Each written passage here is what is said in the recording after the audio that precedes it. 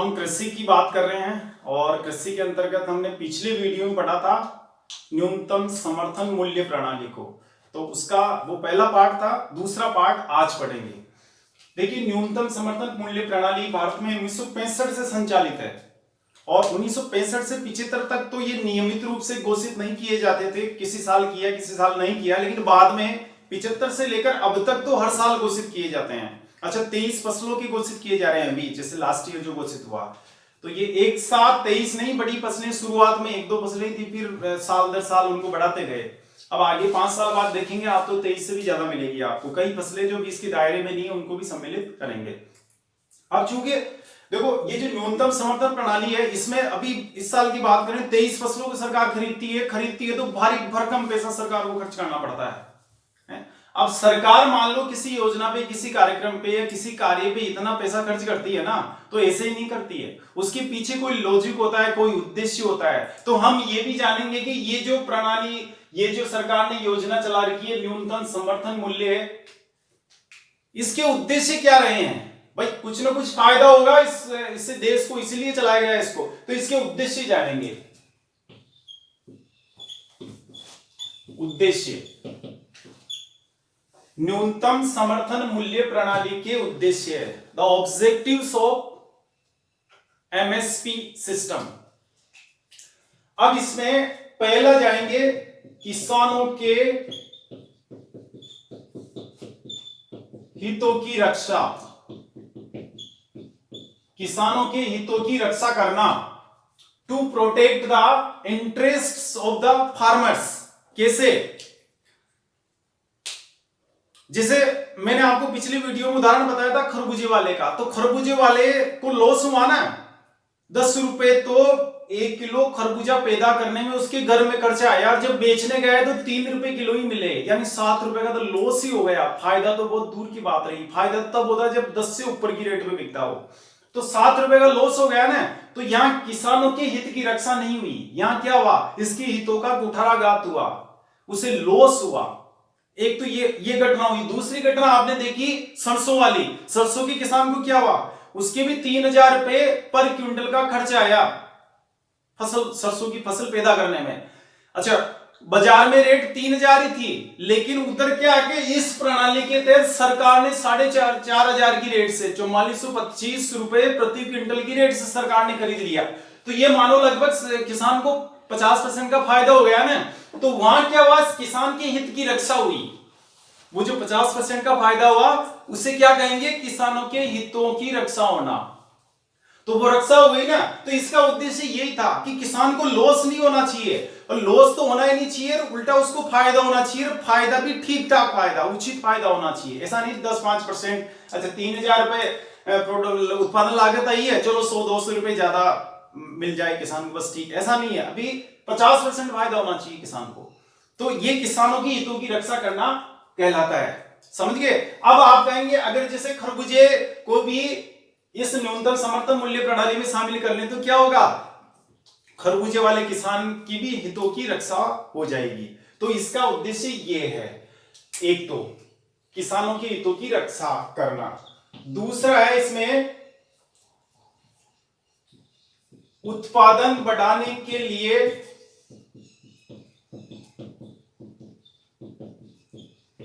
प्रोत्साहित करना किसानों को। किसानों को उत्पादन बढ़ाने के लिए प्रोत्साहित करना। उत्पादन किसका, कृषि उत्पादों का, फसलों का। To motivate the farmers for increasing production of crops. अब उत्पादन बढ़ाने के लिए पहली बात तो ये समझो कि उत्पादन बढ़ाना जरूरी क्यों है। देखो, 1965 में जब भारत में हरित क्रांति की शुरुआत हुई, नवीन कृषि प्रणाली अपनाई गई देश में, तो उस समय क्या था, भारत की जनसंख्या 50 करोड़ ही थी, लेकिन 50 करोड़ लोगों को भी खाना खिलाने के लिए हमें अनाज बाहर से मंगाना पड़ता था। आज भारत की जनसंख्या 125 करोड़ है, फिर भी इन 125 करोड़ को तो हम अनाज खिला ही रहे हैं, और उल्टा बच और जाता है कि उसको विदेशों में निर्यात कर रहे हैं। कहां, बूंदी का चावल कहां जा रहा है, हनुमानगढ़ का चावल कहां जा रहा है, ईरान में जा रहा है। तो ये जो स्थिति हुई ना, ये इस न्यूनतम समर्थन प्रणाली की वजह से हुई है। ये जो इतना उत्पादन बढ़ा देश में अनाज का, तो इसका उद्देश्य, चूंकि इसका उद्देश्य ये रहा था उस वक्त ही जब ये लॉन्च की गई योजना 1965 में, तो क्या उद्देश्य था कि देश में उत्पादन बढ़ाओ। अनाज से सरकार बड़ी परेशान थी कि तेल खरीदने में पैसा खर्च करना पड़ रहा है, अनाज के लिए भी पैसा खर्च करना पड़ रहा है। अब अनाज तेल से भी ज्यादा जरूरी हो रखा था, क्योंकि जिंदा रहने के लिए तो अनाज की जरूरत है ना, गेहूं चावल नहीं खिलाएंगे तो लोग जिंदा कैसे रहेंगे। तो इसका उद्देश्य यही था उस वक्त, और इस उद्देश्य की इसने पूर्ति की। जो आप देख रहे हो आज के हम अनाज को विदेश में भेज रहे हैं, तो उत्पादन बढ़ाने के लिए प्रोत्साहित करना। भाई आप देख रहे हो अभी जैसे मैंने खरबूजे वाले का किसान का उदाहरण बताया, अब खरबूजे वाला जो किसान है ना, चूंकि उसके भयंकर चोट लगी है, 7 रुपए का लॉस हुआ ना, तो अब वो ये मानो 2 4 5 साल तो भी कभी अपने खेत में खरबूजा बोएगा नहीं, चाहे ऐसे पटक देगा खेत को, पड़त रख देगा खेत को, बोनी नहीं, खाली रहने दो, मैं मजदूरी कर लूंगा बाहर शहर में जाके मकान निर्माण कार्य में और किसी फैक्ट्री में, लेकिन खरबूजा नहीं बोना है। क्यों नहीं बोना है? क्योंकि उससे मालूम है पिछले साल ही मेरे इतना नुकसान हुआ है। दूध का जलाब छाछ को भी फूंक फूंक कर पीता है। तो ये इससे क्या होगा, देश में खरबूजे का उत्पादन अब आप अगले साल देखना बहुत कम रह जाएगा। तो खरबूजे की जो कीमत अमूमन जो रहती है ना 30 रुपए 25 रुपए, वो बढ़ के हो जाएगी 70 रुपए 80 रुपए 100 रुपए किलो, क्योंकि खरबूजे का उत्पादन नहीं होगा। तो जबकि आप देख रहे हो तो सरसों का उत्पादन बढ़ेगा, क्योंकि इस साल ही उसे मालूम है किसान को कि मैंने पिछले साल ही 50% फायदा हुआ, मेरे तो लागत आई 3000 रुपए पर क्विंटल की, और मुझे सरकार ने कितने दिए 4425 रुपए दिए, यानी लगभग मेरे को 50% फायदा हुआ, लगभग 1400-1500 रुपए पर क्विंटल का फायदा हुआ। वो याद रहेगा उसको, हाँ वापस वो तिलंग ये सरसों की फसल बोएगा। तो देश में सरसों का उत्पादन क्या होगा, बढ़ता ही जाएगा धीरे धीरे, है ना, बढ़ाएगा वो उत्पादन। क्या ज्यादा से ज्यादा करो, ऐसा करो अपने जो कुछ जमीन है मेड़ में, ज्यादा मेड़ जो होती है ना उसकी खेत की, इसमें थोड़ी ज्यादा खराब हो रही है जमीन, इसको सही करके हल चलाकर इसको भी काम में लो, इसमें भी फसल बो, और ज्यादा से ज्यादा उत्पादन करने का प्रयास करो। उसे मालूम है कि जितना उत्पादन बढ़ेगा उतना ही मुझे फायदा होना है, क्योंकि इसमें मुझे 50% प्रॉफिट होना वहां जाके। खरबूजे वाला ऐसा नहीं करेगा, खरबूजे का तो उत्पादन नहीं होगा, और सरसों का उत्पादन बढ़ता ही जाएगा। समझ गए आप?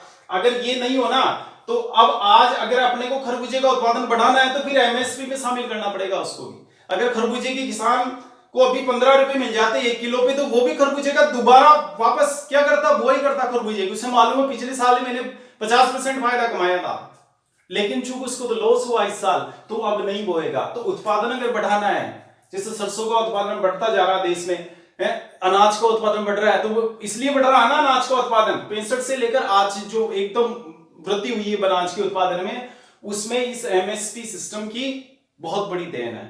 ठीक है, अब चलेंगे तीसरा उद्देश्य, बफर स्टॉक का निर्माण, to form the buffer stock. अभी बफर स्टॉक क्या होता है इसको समझेंगे थोड़ा। देखो बफर स्टॉक आप ये समझे, इसकी परिभाषा समझे, बफर स्टॉक किसे कहते हैं, बहुत इंपॉर्टेंट टर्म है ये बफर स्टॉक। बफर स्टॉक का मतलब होता है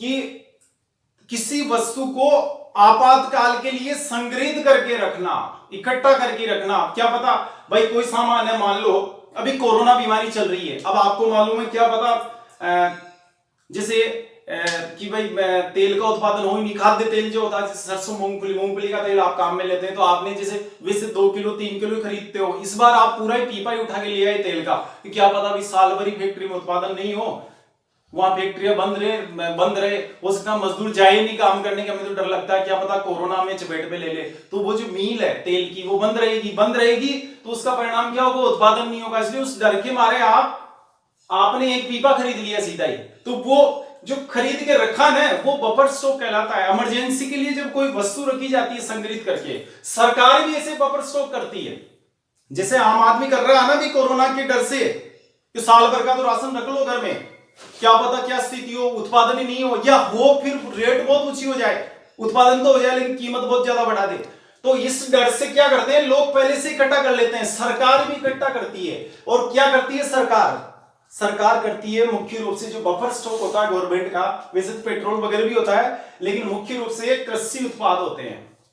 तो अब इस बफर स्टॉक का जो निर्माण करती है ना, यानी इसका मतलब ये होगा कि भारत सरकार क्या करती है, कृषि उत्पाद मुख्य रूप से जो खाद्यान्न है, अनाज, चावल, गेहूं या जैसे आपके दालें हैं या तिलहन फसलें हैं, इनका क्या करती है, अपने पास भंडार इकट्ठा कर लेती है, काफी मात्रा में इनका संग्रह कर लेती है। अब उस संग्रह जो करती है ना, उसको कहते हैं बफर स्टॉक। अब इस बफर स्टॉक के उद्देश्य क्या है, इसका इस्तेमाल किसमें होता है, ये समझे थोड़ा। बफर स्टॉक का इस्तेमाल दो कामों के लिए होगा। एक तो उपभोक्ताओं को कम कीमत, उचित कीमत पर, उपभोक्ताओं को उचित कीमत पर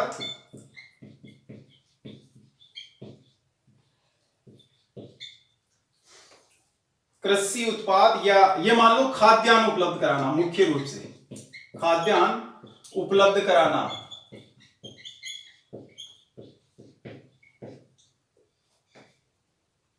उपभोक्ताओं को उचित कीमत पर खाद्यान्न उपलब्ध कराना, to make availability of food grains for the consumers at fair prices. देखो क्या होता है, मान लो इस साल तो गेहूं का उत्पादन हो गया खूब, अगले साल हो सकता है अतिवृष्टि हो, बहुत ज्यादा पानी बरसे, बाढ़ आ जाए, फसल नष्ट हो जाए, या ओलावृष्टि हो सकती है, ओले गिरे तो फसल नष्ट हो जाए गेहूं की, या ये हो कि सूखा बढ़े, पानी नहीं बरसे, फसल पैदा ही नहीं हो, या बहुत कम रह जाए, उत्पादन गिर 20% रह जाए। ऐसा कई बार हुआ है भारत में। बात क्या है, मानसूनी जलवायु वाला देश है, तो मानसून कभी क्या धोखा दे देता है अपने को, बेवफा है ये मानसून, कभी अक्सर बेवफाई करता रहता है 3-4-5 साल में एक बार। तो उस दौरान क्या होता है कि फिर देश में खाद्यान्न की कमी हो जाती है ना, तो लोगों को आम या उपभोक्ताओं की बात हो रही है, आम उपभोक्ता, भारत के 125 करोड़ लोग, उनकी बात हो रही है। अगर अगले साल मान लो गेहूं की फसल पैदा ही नहीं हो किसी कारण से, तो नहीं हो, तो गेहूं की जो रेट है वो अभी 20 रुपए है ना, वो बढ़ के हो जाएगी 60 रुपए। अब 60 रुपए हो जाएगी तो गरीब आदमी रोटी कैसे खाएगा। तो इसके लिए सरकार क्या करती है, रेट डाउन करने के लिए जो बफर स्टॉक में उसके पास बोरियां भरी पड़ी है, उनको बाजार में बेचती है, वो 20 रुपए के रेट से बेचेगी। तो फिर वो जो व्यापारी लोग, निजी व्यापारी बेच रहे हैं 60 रुपए की रेट से, उसको कोई नहीं खरीदेगा। वो फिर सरकार का 20 रुपए का खरीदेंगे तो वो उनकी रेट भी नीचे आ जाएगी, वो भी 60 पर बेचने में सफल नहीं हो पाएंगे। तो इसका क्या उद्देश्य है कि जब इमरजेंसी में देश में उत्पादन में कमी हो जाती है, तो उस समय रेट को बढ़ने से रोका जाता है और कम रेट पर उपभोक्ताओं को उचित कीमत पर वो उपलब्ध कराया, खाद्यान्न उपलब्ध कराया जाता है। समझे आप, ये उद्देश्य होता है। अच्छा, एक है दूसरा उद्देश्य इसका, पीडीएस या यूं कहे इसको, राष्ट्रीय खाद्य सुरक्षा प्रणाली,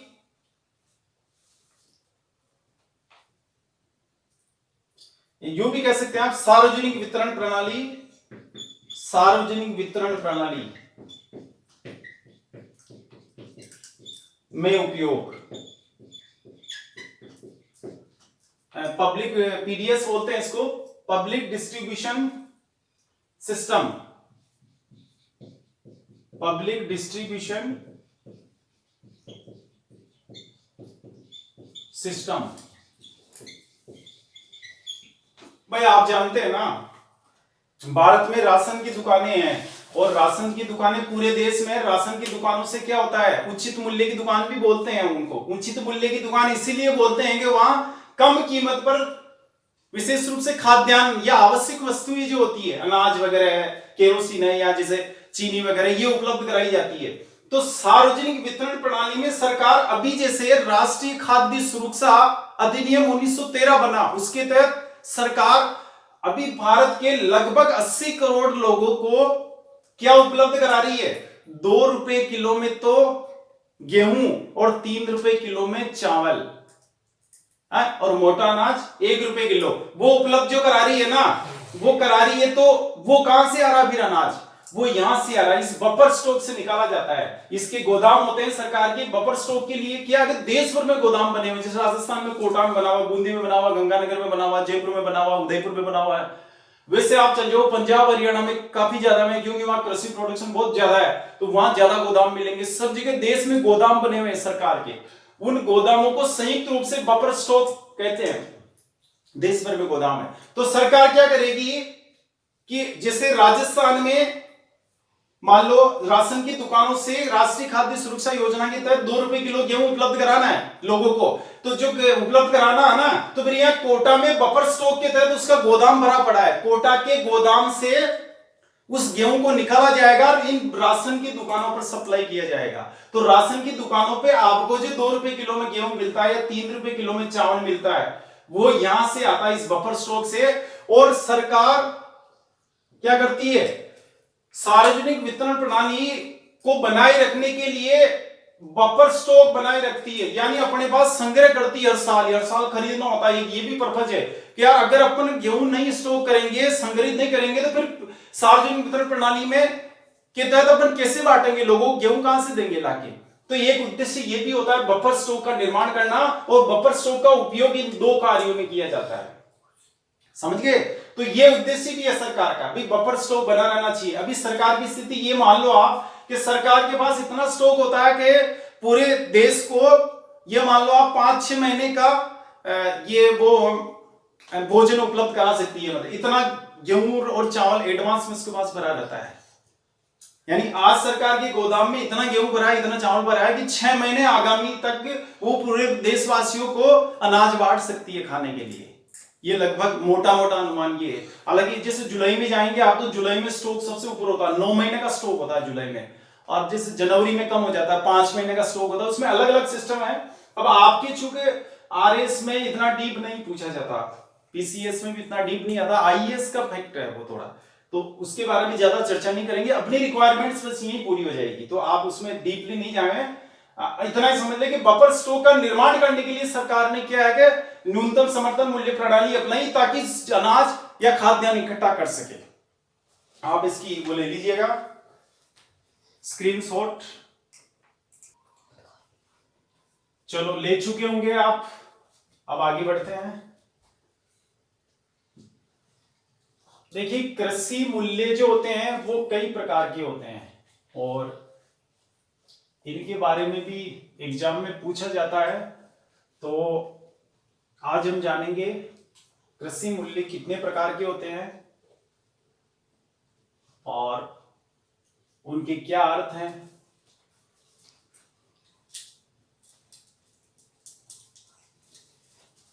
कृषि मूल्य,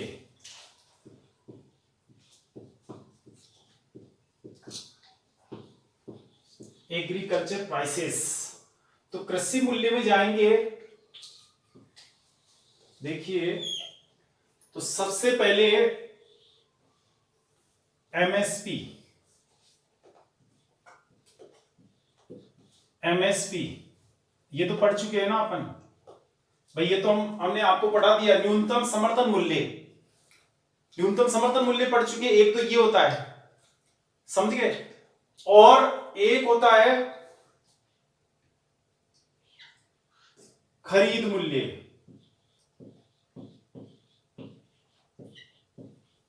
या खरीद कीमत, प्रोक्यूरमेंट प्राइस, या इसको वसूली कीमत भी कहते हैं, वसूली मूल्य भी कहते हैं, या वसूली मूल्य। ठीक है। एक होता है आर्थिक मूल्य,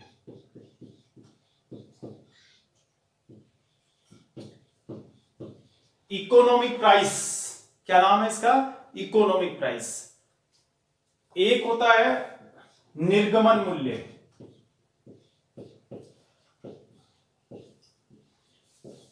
इश्यू प्राइस, या इसको जारी मूल्य भी कहते हैं। अभी बताते हैं सबको। तो एमएसपी तो क्या हुआ कि सरकार जो मूल्य घोषित करती है ना, गेहूं का एमएसपी कितना घोषित हुआ इस साल? 1925 रुपए। तो ये तो क्या होता है कि घोषित मूल्य होता है, घोषित मूल्य। ये क्या होता है? घोषित मूल्य होता है। भाई घोषणा कर दी 1925 गेहूं का एमएसपी हो गया। अब खरीद मूल्य क्या होता है या वसूली मूल्य क्या होता है कि एफसीआई, हमने आपको बताया सरकार की तरफ से न्यूनतम समर्थन मूल्य प्रणाली के तहत खरीदारी कौन सी एजेंसी करती है? भारतीय खाद्य निगम, food corporation of India, FCI. तो एफसीआई जब खाद्यान्नों को एफसीआई जिस कीमत पर खरीदती है, एफसीआई द्वारा जिस कीमत पर खरीदा जाता है, जिस कीमत पर फसल खरीदी जाती है,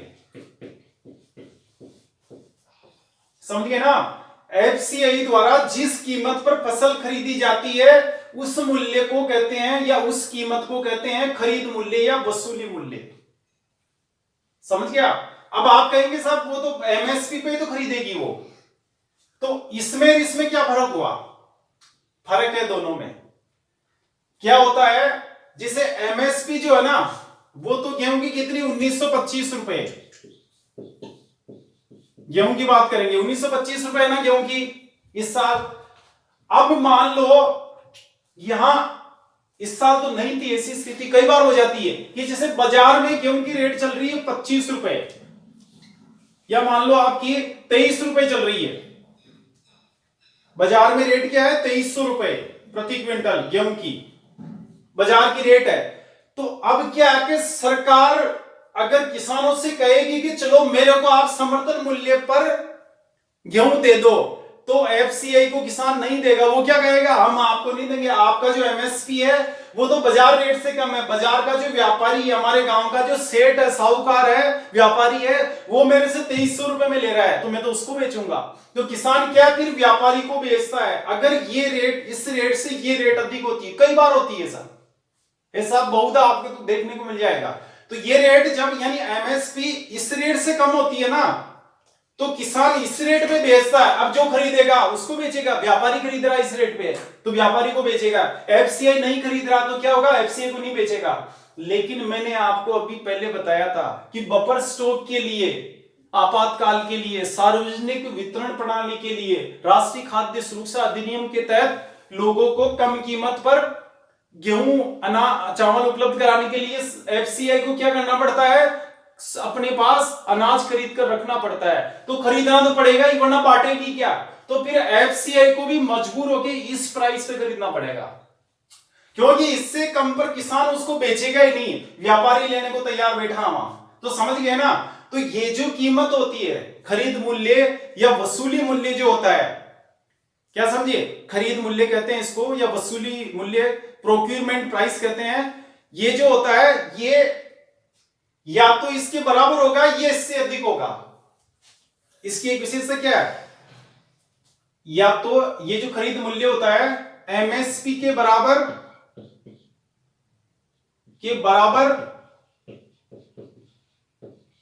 या उससे ज्यादा।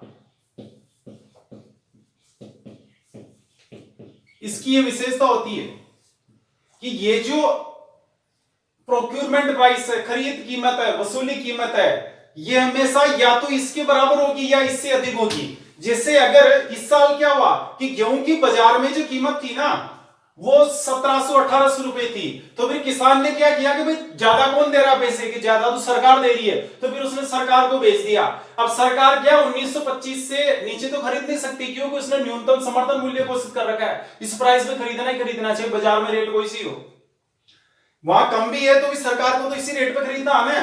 तो फिर एफसीआई को क्या है कि इस रेट पे खरीदना पड़ा, अगर गेहूं की कीमत समर्थन मूल्य से कम है तो। लेकिन अगर गेहूं की कीमत समर्थन मूल्य से अधिक है, कौन सी बाजार कीमत, कौन सी बात कर रहा हूं मैं, बाजार में जो कीमत है, तो क्या होगा, उसको बाजार कीमत पे खरीदना पड़ेगा। तो उस स्थिति में क्या होगी, ये जो खरीद मूल्य होगा, खरीदने का वसूली का जो मूल्य होगा वो इस समर्थन मूल्य से अधिक होगा, अधिक होगा ना, तभी तो वो गेहूं खरीद पाएगा, वरना फिर इकट्ठा कैसे करेंगे गेहूं को। तो समझ में आ गया या नहीं आया।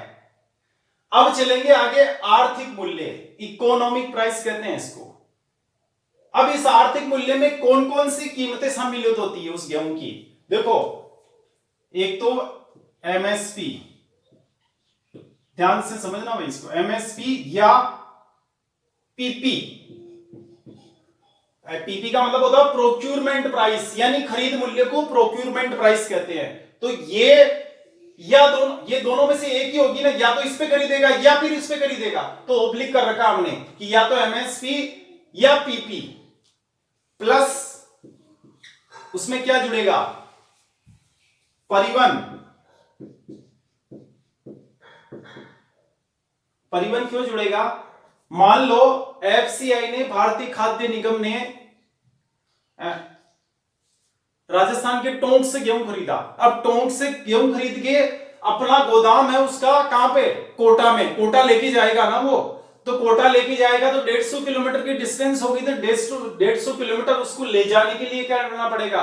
परिवहन के साधनों का इस्तेमाल करना पड़ेगा, तो परिवहन का खर्चा आएगा ना। तो ट्रक का जो किराया आया टोंक से कोटा का, वो इसमें जुड़ जाएगा आर्थिक मूल्य में। तो ये जुड़ता है। एक होता है भंडारण, भंडारण का खर्चा ना भाई, जैसे वहां गोदाम बनाया, गोदाम बनाने में सरकार ने पैसा खर्च किया, मान लीजिए सरकार ने भी लोन लिया वहां, उसमें फिर ब्याज जा रहा है, भारतीय खाद्य निगम ने लोन लेकर ब्याज देना पड़ रहा है, या वहां की व्यवस्था है, लाइट, वहां जैसे लाइट की व्यवस्था कर रखी है, वहां अगर जैसे कोल्ड स्टोरेज है तो एसी की व्यवस्था है, वहां चौकीदार वगैरह है, वहां क्लेरिकल स्टाफ है जो इसका हिसाब किताब रखते हैं, तो वो सारा खर्चा भंडारण का खर्चा कहलाता है। कुछ दवाइयां भी वहां रखी जाती है ताकि वो खराब नहीं हो, है। तो ये सारा भंडारण का खर्चा प्लस छीजत। छीजत का मतलब समझते हैं? लीकेज। भाई यहां से टोंक से गेहूं गया कोटा, कोटा गया तो बीच में कुछ दाने गिर जाते हैं ना गेहूं के, इसके अलावा वहां जब जाएगा चूहे भी खा जाएंगे, कुछ दीमक खराब कर देंगे, तोलने में, करने में, उठाने करने में, लोडिंग अनलोडिंग में भी कुछ गेहूं खराब हो जाता है, तो वो छीजत कहलाती है। उसको क्या कहते हैं? छीजत। दीमक वगैरह या चूहे खा जाते हैं वो, तो छीजत। तो ये जो आर्थिक मूल्य क्या पड़ा उसकी एफसीआई के, एफसीआई ने मान लो एफसीआई का गेहूं का जो खरीद एमएसपी है, वो तो गेहूं का एमएसपी ये 1925 रुपए, उसने खरीदा 2300 रुपए, मान लो ये ज्यादा थी रेट, 2300 रुपए में खरीदा ना।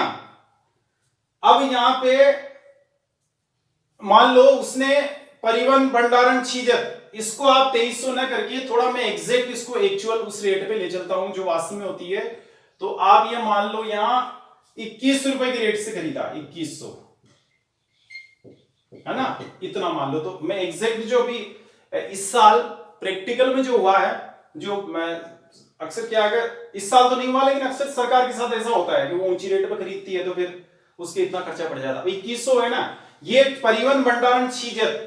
अब इसका खर्च आर्थिक मूल्य कहलाता है। इसमें क्या क्या शामिल होते हैं? ये प्राइस शामिल होगी, या तो ये होगी या ये होगी। अगर इस रेट पे खरीदा है तो अपन 1925 लिखेंगे यहां, अगर इस रेट पे खरीदा है तो अपन यहां 2100 लिखेंगे। मान लो 1925 पे खरीदा इस साल मान लेते हैं, है ना, तो ये प्राइस तो हो गई 1925 रुपए। समझना इसको ध्यान से, 1925 रुपए हो गई ना खरीदने की। और नीचे फिर ये इन सब का खर्चा मान लो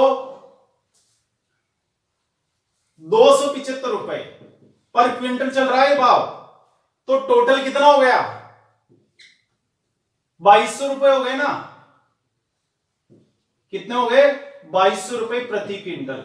ये जो आर्थिक मूल्य आया किसका? एफसीआई का, एक क्विंटल गेहूं खरीदने का, वो आर्थिक मूल्य या उसको आर्थिक कीमत कहते हैं, इकोनॉमिक प्राइस, वो कितनी आई? 2200 रुपए।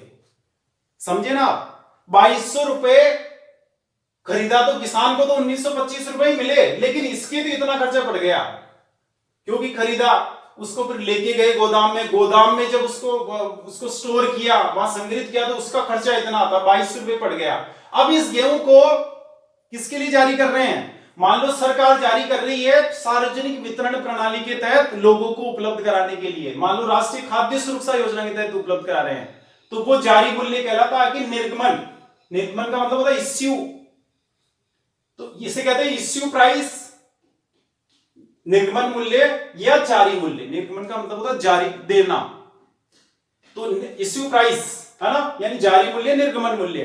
तो ये किसके लिए इश्यू कर रही है सरकार? पीडीएस के तहत, सार्वजनिक वितरण प्रणाली के तहत, राष्ट्रीय खाद्य सुरक्षा योजना के तहत 2 रुपए किलो गेहूं उपलब्ध कराना है ना लोगों को, 2 रुपए किलो देना है ना, तो 2 रुपए किलो, तो निर्गमन प्राइस क्या हुई?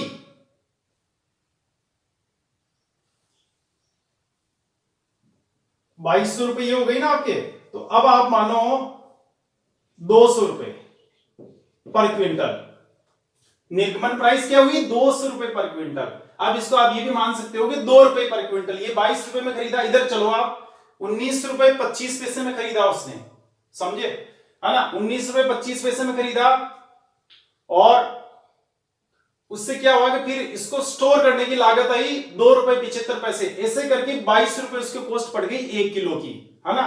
इस अगर ये इससे कम है, अगर ये इससे ज्यादा है तो फिर क्या होगा, 2100 पे खरीदी मान लो, तो 2100 पे खरीदेगी तो यहाँ 1925 की जगह 2100 आ जाएंगे, तो यहाँ क्या होगा 175 रुपए और बढ़ जाएगा फिर ये। तो ये यहाँ जो खरीद प्राइस होगी ना सरकार की, वो आ जाएगी आपकी 2375 रुपए, 23.75 पर किलो, वैसा बनने क्विंटल में लिखा हुआ है। तो 200 रुपए पर क्विंटल जारी किया गवर्नमेंट ने, ये निर्गमन मूल्य हुआ, किस लिए किया, पीडीएस के तहत। अब इसमें जारी किया ना, अब इसको समझेंगे, आप इसका शॉर्ट ले लें एक बार।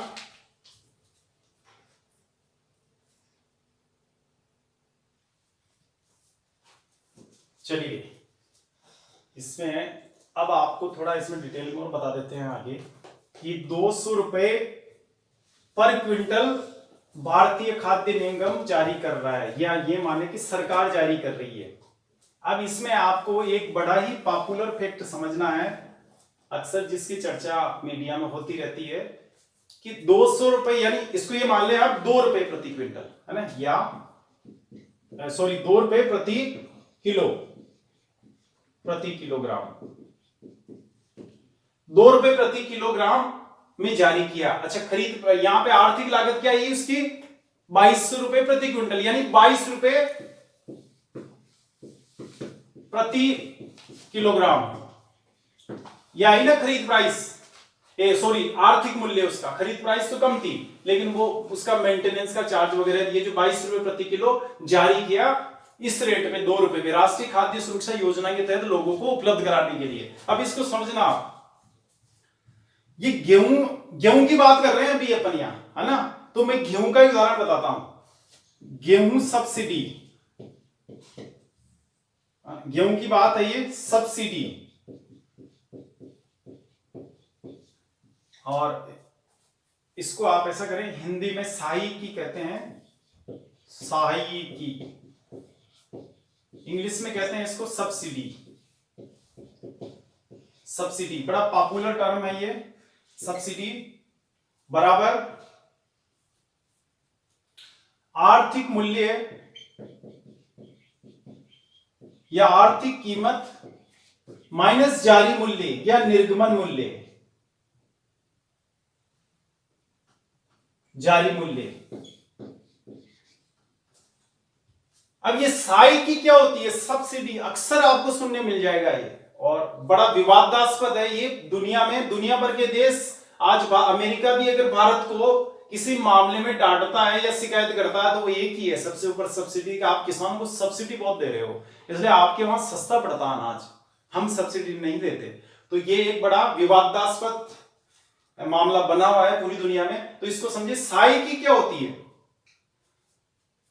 कि सरकार द्वारा किसी वस्तु की, विशेष रूप से कृषि उत्पाद, और भी मिलती है सहायिकी तो वैसे पेट्रोल पे भी दी जाती है, जैसे केरोसिन वगैरह पे, जिसपे डीजल पे, या अभी जैसे रसोई गैस पे दी जा रही है, डीजल पेट्रोल पे तो नहीं है, केरोसिन पे और रसोई गैस पे है। तो सहायिकी क्या होती है कि किसी वस्तु की कीमत को उपभोक्ताओं को कम कीमत पर उपलब्ध कराने के लिए सरकार द्वारा दी गई सहायता, उसे कहते हैं सहायिकी, कि भाई इसकी कम कीमत में मिले। अब सिलेंडर गैस है 800 रुपए में पड़ता है सरकार की, अगर 800 भी उपलब्ध कराए लोगों को तो गरीब लोग तो खरीद नहीं पाएंगे। तो क्या करती है सरकार की, चलो ऐसा करते हैं 200 रुपए हम दे देंगे। तो सरकार क्या करती है, 200 रुपए वो देती है और 600 रुपए वो जो उपभोक्ता, जो आदमी खरीद रहा है सिलेंडर, वो देता है। ऐसे 800 रुपए की भरपाई हो जाती है कंपनी के जो बेच रही है सिलेंडर। तो क्या होता है कि 200 रुपए जो है ना, ये वो कीमत, सिलेंडर की कीमत कम करने के लिए दी गई है सरकार द्वारा सहायता, वो निःशुल्क दी जाती है कंज्यूमर को, जो जितने सिलेंडर खरीदता है उसको दी जाती है। तो ये क्या हुआ, वो सहायिकी कहलाती है। यहाँ गेहूं में भी ये सिस्टम। अब क्या होता है, सहायिकी कहते हैं किसे यहाँ इकोनॉमिक्स की भाषा में, कि यहाँ जो आर्थिक मूल्य माइनस जारी मूल्य, तो आर्थिक मूल्य गेहूं का था 22 रुपए प्रति किलो और जारी मूल्य था 2 रुपए प्रति किलो।